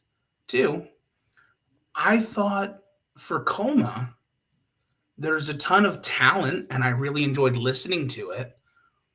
But it felt like by the end of the album, it was just a little repetitive for me. And it wasn't repetitive in the way that prog can get for me, where it's thematically repetitive and I get the themes being used. Or if I'm listening to classical and they pull back on a theme, it just kind of felt repetitive, I'm taking one riff over and over again and then maybe changing a little bit here and it's buddy, I want more. Show me, give me more. You're giving me little bits here and there. It was repetitive in a bad way at times for me on Coma. Sure. And then the last album just wasn't necessarily my cup of tea with the electric noise. Very but different it was different style, and it was thoroughly composed. The piece was. I'm not arguing a low score. I'm not arguing he gets a 2 from me. If all of his albums were Buckethead Land, I may have refused to do the episode for the principle of the matter. But for who he is, I'm fine giving him a score. For me, it's maybe in the 5s-ish. But if you want to talk up, I'm willing to listen. Yeah, I mean, I think I already made my case with the fact that he's put out several hundred albums. The number of albums is big. Covering an enormous array of styles. All of which, all the individual pieces are well composed on for guitar. So I was definitely thinking a number in the 6s. I was hoping to get him up to around a 6.5. You wanted to get around a 6.5. My number was probably around a 5.9. So if you want to average those out and give him like a 6, I'll give you even the 6.4. Okay. I'll give you the 6.4. It's Very not good. the average, but I'll give you the 6.4. I'll take it. And I think BB King is our exact opposite problem that we have, where someone is so good at writing for a certain thing, but they don't necessarily expand outside of their circle. He's a pure bluesman through and through, which just by the nature of what we do on the show, what we look for in this category is going to hurt him to some extent. But he's like a legendary blues songwriter Yeah, and performer, so it's not a below average score. here's the issue for me, right? We do talk about this a lot, and I have the similar thing of like, with the blues, like I want to hear blues plus Yeah. from a lot of artists, but a lot of those artists we're talking about where I want to hear blues plus aren't like partial like founders and influencers in the Yeah. beginning of the genre No. itself. So like that's where it's tough. Is it's like Yeah. if you're doing the thing, to branch it into another world, right? Like if I had Harry Houdini in front of me, As you usually do. escaping from his underwater handcuff tank or his suitcase, and I went, yeah, but like I want to see you escape from like I want to see you David Blaine now because David Blaine had to take Houdini's escape routines and pump them up to 11 to make them Sure. famous. No, I want to see Harry Houdini do his thing. I want to see Yeah. Harry Houdini do his tricks. And Yeah, like that's what it fair. feels like for me, where it's like BB King was so good at it and influenced the genre so much that his writing formulated a lot of it as well. Yep. Him along with the other kings and like Chuck Berry and all of the there's Early. multiple people and Robert It Johnson. goes all the way back to It goes all the way back. So I'm not going to just credit BB King with creating the blues, but I'm saying obviously like it existed in the 20s, and yes, he's so like synonymous with but he is one of the influential members of the blues. The Beatles didn't invent rock and roll, but we look at them as being synonymous with the genre of rock music and Sure. rock not existing the way that it does without them. And BB King, I think you could say, is in the same exact position for the blues. He wasn't the first. He didn't invent it. But once he came around, he became so synonymous with the genre that they're almost inextricably linked. Couldn't agree with you more. And I think for that reason, like, he's not going to score crazy high because, again, he could still get a 6 for me. He could still get a 6 for me, too. I was thinking exactly a 6. Yeah, I think that's fair. That felt good. Poetic talent. Look, Buckethead doesn't have lyrics in his songs, so he gets a 0.1. He's an instrumental guy. I'm sorry. Hold on. I know he. Well, I don't. Buckethead Land. What are you talking about? All right, fine. I'm giving him a 10. Yeah, I'm moving the decimal place over. Okay, BB King. Now here is where he gets a little less credit, but I don't think crazy less credit, because I would like to say a lot of his stuff is not just that, like, repeat the same thing 3 times and then say a variation of the line. It's not all that stuff. What I like about his blues stuff sometimes is with the blues, there is kind of 2 ways to go. In like if you're writing traditional blues lyrics. One is like, I'm gonna take this girl on a date and love her, or I want this girl to love me. And 2 is, how shitty is my life? Yeah, that's kind of where the blues goes. And what I give BB King credit for is throughout his, career, a lot of his stuff has been more in the middle and more reflective at times. For the blues. There's limits here. But I give him a lot of credit for that. Enough to the point where, like, I'm not crazy high on him, but he's definitely scoring in the 5s for me. Yeah, I mean, I think that's totally fine. I'm not much above a 5. He's definitely scoring in the 5s for me. I'm okay with it. I would be okay with like a 5.3. I like it. A 5.3 works. Okay, X Factor.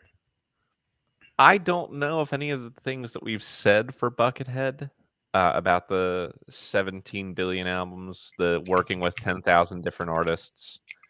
Oh my God, did I ever give the 6 Degrees? Did I skip over it? Oh, you might have, actually. I think I might have. So I'll throw this out because I think I forgot it.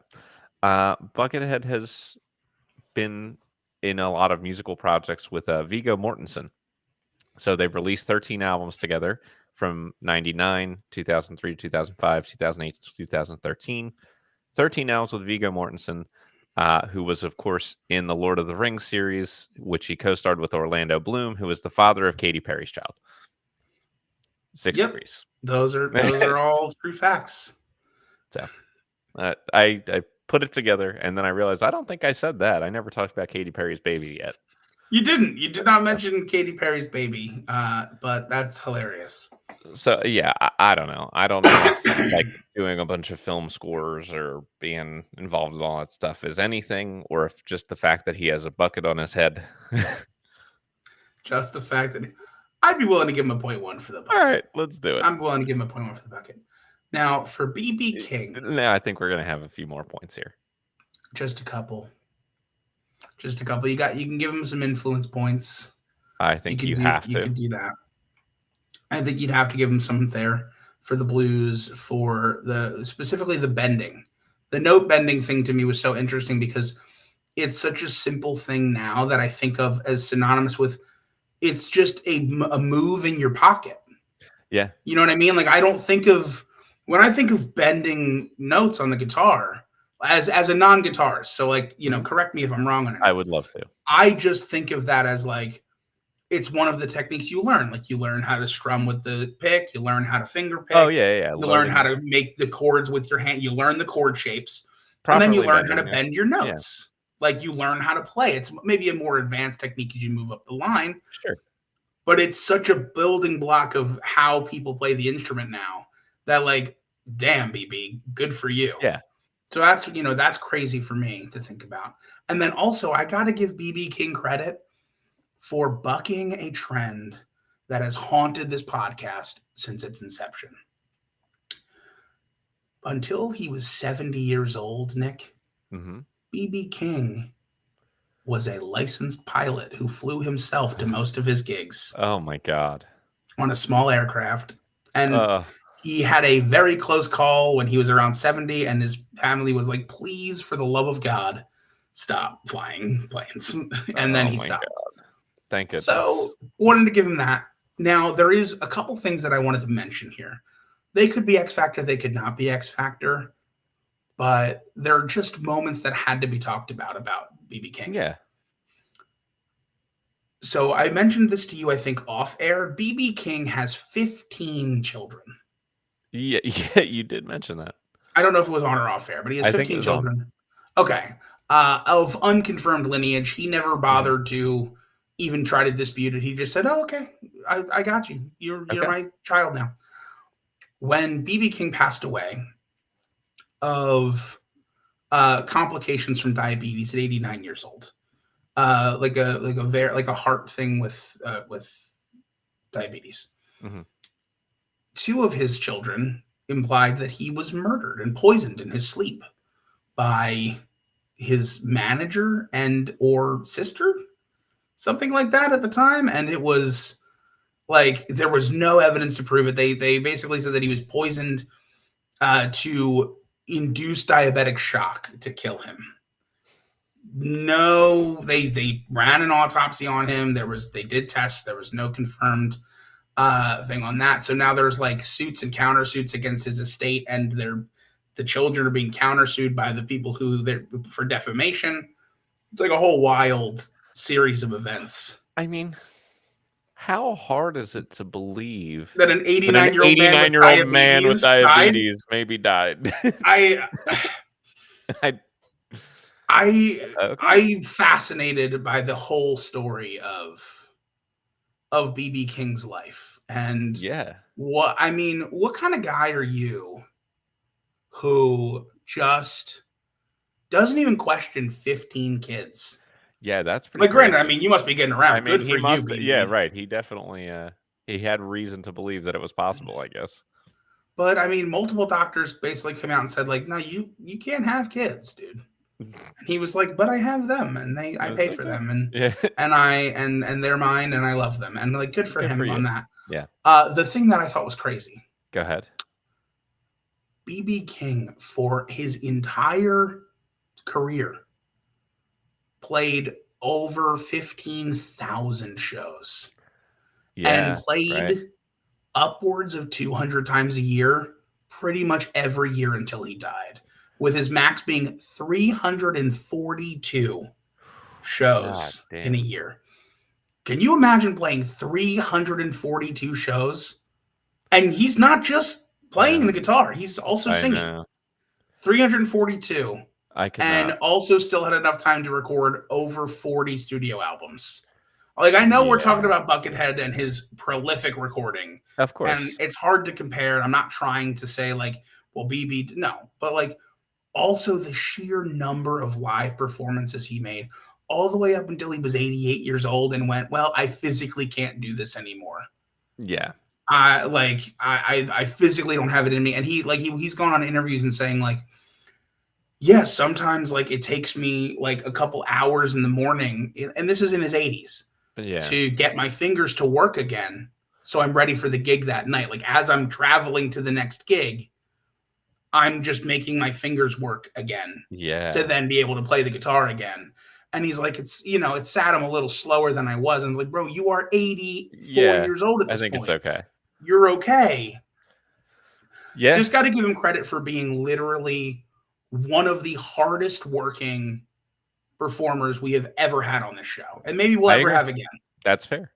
And there's one other thing that we have to talk about for X Factor, which is kind of a miracle that hasn't been brought up. Oh Lucille.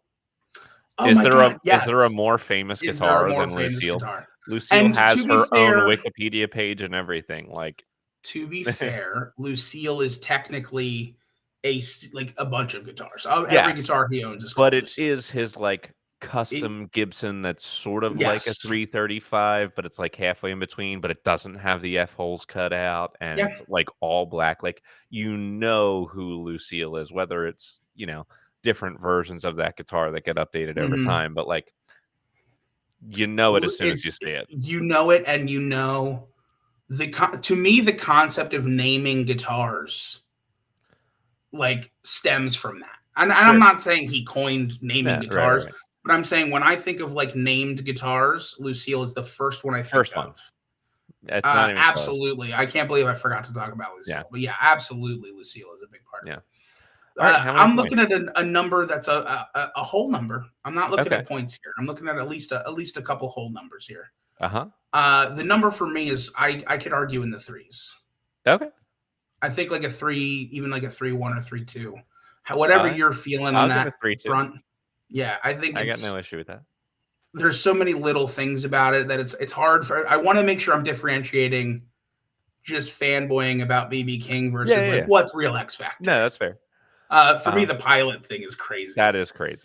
Like, It's genuinely how crazy. many artists have we had pass away in small aircraft on I this? know. And he was a pilot for years.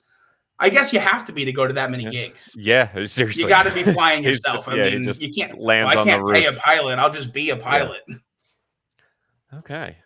Well, I have final scores, and I have final scores for the season, and I will tell you that winning not only this week, but winning season 6.5. Yeah, you Uh, did. I did it. I would if I kept quiet if you would do Yeah, it. I did it. Is BB King with a flat score of 41. Well deserved. Yeah, no surprise, one of our highest scoring artists ever on the show. Yeah. And losing the entire season. Losing the season 6.5, the battle of the guitarists, is Jimmy Vaughn. Okay. All right. That's fair. Buckethead had a 24.9. Yeah. Which puts him in like 4th place. Why don't you go ahead and run the list real quick for us? Because we don't have an end of season. Okay. So winning the season was BB King. In 2nd place, our runner-up with like literally just over 10 points behind him is Peter Frampton. Sure. Followed by Dick Dale. And then Eric Gales. Followed by Keith Urban, Corey Wong. Or excuse me, Buckethead, Keith Urban, Corey Wong, and Jimmy Vaughn. There we go. The only order that is correct is with Keith Urban last. in terms of personal enjoyment, I understand. Yes. I'm not gonna disagree with you as long as I don't have to listen to Buckethead Land again. Okay, fair enough. I won't make you. All right, It's so only 1/435th of his overall discography. I think it's I can avoid barely it. anything. So, speaking of artists and things and music, Yeah. which we've been speaking of for the last hour and a half, let me say this: season 7 is now what's coming up because season 6.5 is in the books, and here are 10 artists to really get you salivating in excitement for season 7. I know Ooh, I'm many ready of to these salivate. artists are really salivating. They're saliva-inducing artists for me, for sure. Not putting it on at all. We're gonna listen to Sonny and Cher. We're gonna cover Scorpions. We're gonna listen to the world's largest douche, Kid Rock, uh, the Monkees, Jane's Addiction. Spoiler alert: it's heroin. Emerson, Lake and Palmer, Jimmy Buffett, Duran Duran, Miley Cyrus, and Korn. So there are 10 artists that we'll be covering next season. It doesn't look promising. I'm really hoping you. I'm scared. I'm terrible. There are some very good ones that I did not mention. It's so They're interesting. in there. Obviously, so now that I know we're covering Jane's Addiction, because I don't look at this before you tell me, Yeah. I'll say another future 6 Degrees of Totem Talks. He's also on the Art of McCartney. Oh, Perry okay. Farrell, the Oh, leader singer of Jane's Addiction. very good. He records "Got to Get You Into My Life." And strangely enough, Jane's Addiction's guitarist Dave Navarro was the one who beat out Buckethead for the Red Hot Chili Peppers job. See, there we go. It all works out. Yeah. Okay. End of half season.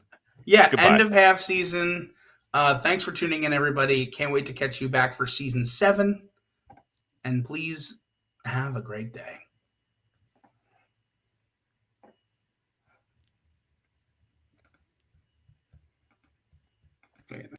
Now what I'm doing.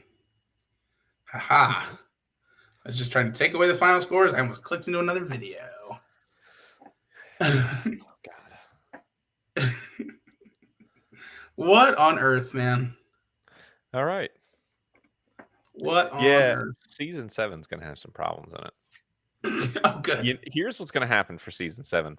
I don't know how we're going to put together our best of the rest. Oh, good. Didn't we just come off one of our strongest best of the rest? We did. We came off a really strong season, so maybe we'll be surprised. Maybe we will. I mean, that's exciting too, right? That's true. It's exciting to be like, well, now I'll tell you. You know, what I'm going to tell you. Knowing what I know, this is conjecture because I want to be very clear. I have not listened to much at all of this artist. I'm going to predict there might be some surprising moments from Miley Cyrus. Okay. Because she's got a lot of influence from her godmother, Dolly Parton, in her. Right. So I'm hoping that breaks out. And I've heard it break out into some of the music. I'm hoping it breaks out into enough that we're like, oh. Yeah. There's a little bit here. I'm hoping. Got to be enough to beat Billy Ray, right? Yeah, of course. There's got to be enough. You can tell the world. All right. I'm just looking at this oh, man. I mean, we might have to...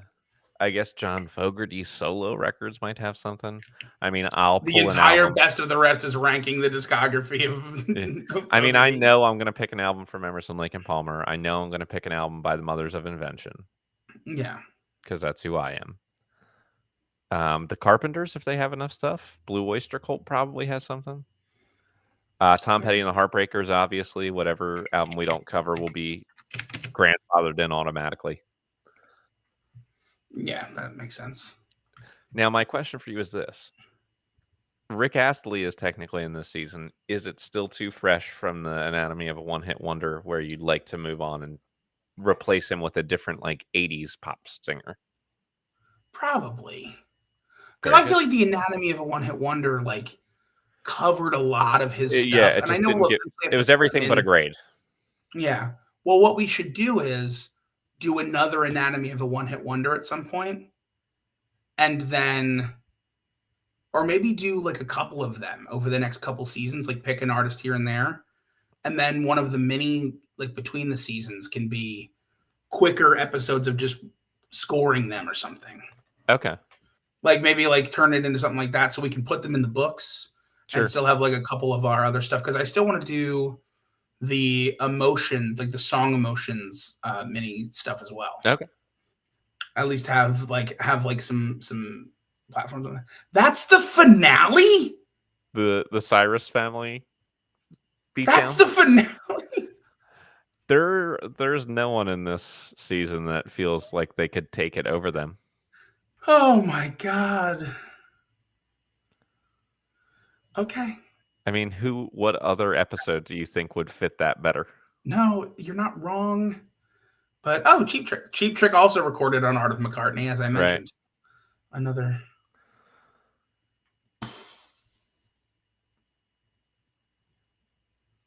Speaking of one-hit wonders, Semisonic.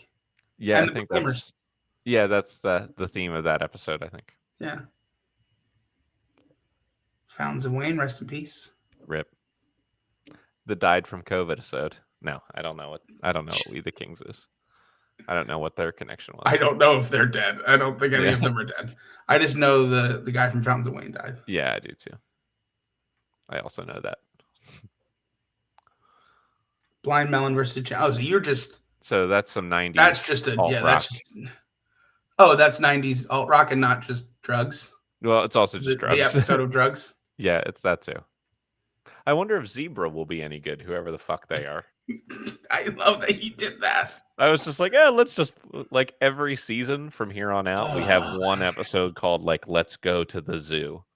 And it'll just be something with an animal in their name versus somebody else with an animal in their name. Here's what I'm upset about. You have Crossfade on here. I do.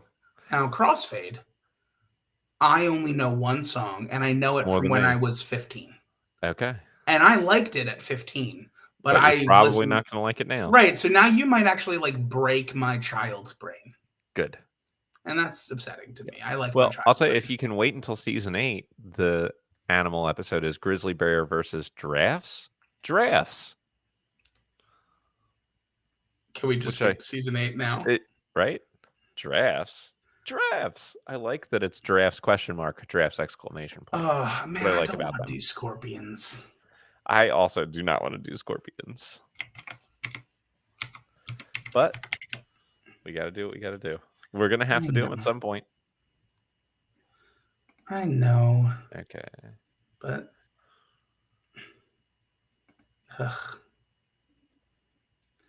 we're not. Are we getting that album? Which one? I think you know which one. Now I realize what you're saying. Let's hope not. It's been a while. I mean, we had to talk about it since Blind Faith. Yeah. Oh, we're not. It's not certified. I mean, we'll talk about how disgusting it is, but we don't have to. Yeah, I mean, that's fair, but good. It's not certified. You don't want to pick it for best of the rest? What if it's really good? You know what? I think I'll skip it. I get the feeling it's probably not that good. It looks like we're getting Love at First Sting from 1984 because it has Rock You Like a Hurricane on it. So what are the odds you're going to get anything else? You're right. I'm very glad we're not getting that album. Fair enough. Zebra. It's the first thing I think about now when I think of Scorpions, because I didn't know it existed until I was researching Blind Faith to talk about how awful that album cover was. Yeah. And then every list was like, but this one, and I'm like, oh, mother of God. Now, I have another very difficult question for you. Yeah. There's an American band named Zebra, which is who we're covering. You know, they have 4 studio albums, one of which was gold by some miracle in 1983. There is also a band from the former Yugoslavia called Zebra. And they have one album from 1979 called Kažu da Takav Žered. Would you prefer to do Zebra or Zebra? I mean, here's the thing. Do we just cut the monkeys from the season And do and match zebra them up? versus zebra? Although I did just mention that we were going to do the monkeys. You did so just maybe, say the monkeys. So we could replace Rick Astley with the monkeys, pop stars from the 60s versus pop stars today. And then do zebra versus v zebra. I mean, that's so tempting, but also it works without really changing too much about what we're doing. Except we'd have to learn Yugoslavian. Look, let's just come to terms right now with the fact that there is going to be no information at all on the Yugoslav zebra. We will get nothing. We will read like the 5 sentences from the Wikipedia page, and that will be it. But we could do it. I will let you make that call, Nick. I am making the call. The call has been made. If we're getting rid of Rick Astley, we're replacing him with the monkeys. I think episode 7 will still be my favorite. Sponge versus cake. It just makes sense, right? It just kind of makes sense. I think that I might have even wrote that as the title. Like it just kind of makes sense, right? Yeah, that's why I love it. Sponge v cake. All right, and now episode 163 is zebra American in parentheses. Yeah. Versus zebra Yugoslav in parentheses. Bobby Darin v. Roy Orbison. That one could potentially give us some best of the rest albums. Maybe, depending on how much we get before they died. Well, that's part of their whole thing. Yeah, I mean, definitely Roy Orbison. Yeah. He has 23 studio albums. That should be enough. We should find one in there. Bobby Darin has 27 studio albums. No, he doesn't. From 1958 to, I guess, some of them may have been released posthumously. 1972 was the last one. He died in 73. Okay. How do you have 27 studio albums? 27 studio albums in 14 years. He's a regular Buckethead, this guy. Maybe. Are you implying that he maybe didn't die and instead just put on the bucket? What if we found out that Buckethead was Bobby Darin this whole time? He's like, man. I'm giving up singing and becoming a virtuosic avant-garde guitarist. I feel like if to make that change, you'd have to change your look. And he definitely did. Can we just start that? Start that rumor? Yeah, hold on. I need to see something real quick. Okay. Buckethead, born in 1969. Okay. It's possible. Bobby Darin dies in 73, goes fully underground. I don't know. I'm thinking it's probably him. I'm thinking they're the same guy. I'm thinking it's definitely him. I think we need to let everyone know this. This needs to become as essential to the show as fuck Jerry Lee Lewis. Buckethead is Bobby Darin. They're the same guy. They're the same person. I got to tell you that I really wanted to say this quote, but there wasn't a spot to put it. Okay. So the Buckethead persona, like it says on his Wikipedia, is like he went out right after watching Halloween 4 and bought the white Mike Myers mask. Okay. And then the bucket idea came later that same night. He was eating chicken and he just says, I was eating it and I put on the mask and then the bucket on my head. I went to the mirror. I just said, Buckethead. That's Buckethead right there. It was just one of those things. And after that, I wanted to be that thing all the time. Who wouldn't? What kind of chicken were you eating, my man? Where you just went, like, have you ever taken, this is my plate from breakfast. I just was like, plate head. This is it. This is it. This is like, what are we doing? Okay. Fascinating. He's a fascinating guy. Yes, he is. All right. So, as of right now, the plan is I Love You Man for Thursday. Okay. And then the following Thursday will be Sonny and Cher versus Loggins and Messina. Yeah. And that's good. I think we can do that. And and then we'll figure out maybe a Totem more Talks routine. makes me feel fine. Talks. Hey, look at I got you. you, Talks. You're ready. I know. You're ready to do it. Oh man, I got to figure out what Ariana Grande song I'm gonna use. Well, good luck. She's going up against the Monkeys. Come on, you could do a million different Monkey songs instead. Oh yeah, she's not going up against Rick Astley anymore. You're It's right. the last train to Totem Talks, and we're going down to the podcast, or something like that. Oh no. Or let's Then I see. told him talks, and now we're a podcast. See, we Oh, got it. I could hide neath the wings of the totem as he talks. I'll tell you, I can't do it now, obviously, because I'll blow out the microphone, Yes. and it's too early in the morning for me, even though it's almost noon. And I'm sick. Last night was like I was warmed up. I was ready, man. So I like warmed up and stuff when I was singing, and I managed to hit in my voice. Sydney and I was like, we're talking about like was a very good impression of Patrick Stump from Fall Out Boy. I was like, what's happening? I can't do this normally. But I was like, I definitely had like his like signature, like what he sounds like. I can't do it, but what he sounds like. Mhm. And I was like, whoa, I'll take it. Yeah, sure. I just, I Buckethead. I'm just reading Buckethead. But I really recommend reading some stuff on BB King, man. He had a fascinating life.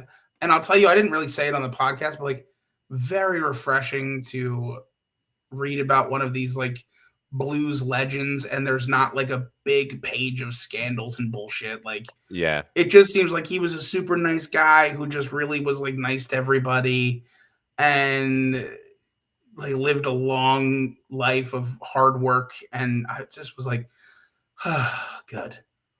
Because I know there's like, you know, the Chuck Berry shit, like whether you believe it or not, there's apparently there's more to that than even we were talking about when we did the episode of like whether that's all bullshit or a conspiracy or real or what, or gotcha. Just crazy, man. Crazy stuff. It is. There's just so many artists. Like, I hate like when there's this whole big scandal section and shit. Like, yeah. Why? Why does every artist have to be a piece of shit? It's a real downer. It's a real downer because, like, come on. Yeah. Why is it hard to be like not a terrible human being? You would be surprised.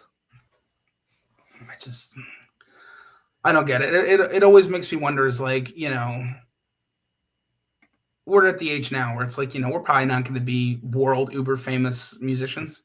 You don't. It's like, is it because we're not terrible people? Maybe it's a good thing. Maybe. I mean, if you need me to be terrible, I guess I could. Don't be terrible in the way these artists are terrible. Oh, God, no. Please. We'll just come out with Virgin Killer 2, Electric Boogaloo. Oh, God. Scorpions, I'm so, ugh. Yeah. Yep, not for me. I don't know what I was thinking when I made this season. You know what it was? I was trying to take a bunch of the artists who were already like there and rearrange everything without messing with too much. As I started doing the others, I got a little bit more liberal with it. Like, hey, let me just start finding shit that I want to listen to mix in here too. Yeah, I'm shocked there's not like 4 or 5 episodes like that. Yeah, there's more in all the other seasons of stuff that I'm like, that'll be better. The Trogs, they're not the ones who do Trogdor, are they? No, the Trogs are Wild Thing. Wild Thing. Make my heart sing. Okay. Because because there's a song called Trogdor from Guitar Hero, and they've melded in my brain for obvious reasons. Yeah. The name of the band. Oh yeah, I'm looking. Season 8 is going to be like so much better for listening and for pulling great albums and stuff like that. We got the Ronettes versus the Marvelettes to open it up. Goldfinger's in it. Little Richard is in it. Wow, Charlie you're gonna Daniels, which make would be me. okay. Goose and Phoenix, um, Fela Kuti and Ravi Shankar for a little international episode, which should be fun. Yeah, Average White Band, who are awesome. you're gonna make me like incredibly happy to listen to the Gin Blossoms Yeah. 28 weeks from now. Yeah. Earth, Wind, and Fire and Blood, Sweat, and Tears are in season 8 in a I like matchup that. against each other. Oh, in the episode I titled Things That I Hate Sitting In, Traffic takes on Churches. Nice. You got Brian Eno and Terry Riley for like the minimalist composer stuff. Wolfpack and Jacob Collier for the music school. Jacob Collier, really? Oh yeah. Okay. Dr. John is Is going to be in he? this. I guess he's more. All right. I think of him as like a YouTube guy. No, not at all. I see all He's a his. Grammy-winning artist. No. That's not what I'm saying. I'm not saying he's not famous. I'm just saying like I know he's like acclaimed, but I always just think of his like YouTube video work, and like his like live concert work. Oh, definitely his like live stuff for sure. Well, his multi-track YouTube stuff is where I discovered him through you. Yeah, You showed me a bunch of them like 10 years ago or whatever, however many years ago it was. I think it was like 2020. No, really? Yeah, because it was his at home. I feel like it was. It was the Tiny Desk concert where he played. I remember you showing me that, but I don't think that's the first time you showed me Jacob Collier. Okay, maybe not. But that, and then the Temptations and Smokey Robinson and the Miracles. So we open and close on Motown. So season 8, I think, has a lot more potential. But then season 8.5 is totally 80s. Or oh no, it's one-hit wonders, and a lot of them are 80s because, of course, they are. Wait, season 8.5 is definitely one-hit wonders. It's one-hit wonders. Yeah. That seems a lot like what we were just talking about doing. That's true. So we might want to consider either planning out doing the Anatomy of One-Hit Wonders on those artists leading into it. Yeah. And if we feel like there's not enough just time do that in as the next episode. Yeah, we could. It would be a little different, but it's supposed to be a little different. Yeah. We'd have to maybe figure out. We have room to maneuver with the half seasons. Yeah. Yeah, because season 7.5 is 90s. It's just if we do that, then we'd have to either figure out what we're doing with Rick Astley then. Right, who is currently just moved off of the list entirely. Right. So we'll have to we'll play with it. We got time, obviously. We got a year. Yeah. So before we're dealing with that. So I'm sure we'll back to this in 11 and a half months. Oh yeah, looking at all these other seasons, I totally tried to take care of us a little bit better for a handful. I think you hit rock bottom in season 7. That's what it was, and I was like, fuck, I really got to make these other ones listenable. Yeah. Well, season 7 will be a great time for us to really kind of flush out the scheduling for Popcorn Perspectives then. Yeah. To be like, well, I have to listen to, Redbone and the Trogs this week. Well, that's not a bad one. I just picked a random one. You picked one of the ones that is not bad. Like I wanted to say Zebra v. Zebra, but I want to listen to Zebra v. Zebra for the posterity. I got to listen to two bands named fucking Zebra. Yeah. But at least I'll get to watch a good movie and talk about that. So, we'll figure out the schedule. I guess, I'm thinking weekly for the music pod and monthly for the video That's pod. Fair. Seems right. Yes. So cool. All right. Go live your dreams. I'm gonna go live my dreams. I'm gonna go say hi to Sydney, who that's good, and talk to her for a bit, and then hang out. And then that's good. Get ready to watch some American football. That's my favorite type. That's my favorite type. No offense to other footballs. Exactly. Australian football, second place. So that's true. Although the Grey Cup is fun. Yeah, the Grey Cup. The Grey Cup is fun with the Canadians and whatnot. The Canadians and the goalpost in the front of the end zone, like it's the 1920s. Yeah, come on. That's just honestly, it's just a fucking hazard. It's just dangerous. It's why we stopped doing it. I don't know why it's still there. To be different, maybe. Maybe it's just so it's like this is what separates us from American football. It's one of the things. It's a dumb idea. Hard to take a kicker from the CFL to the NFL then. Be like, just understand everything's 10 yards deeper. Further, yeah, right. Okay, bye. All right. Yeah, I'll see you. All right. Nobody commented, so I'm going to assume nobody was here. And this was just a recording. So thank you, me, for recording. If you were here silently observing us, or find this video archived deep in the YouTube records many years from now, how did you do that? But have a great day.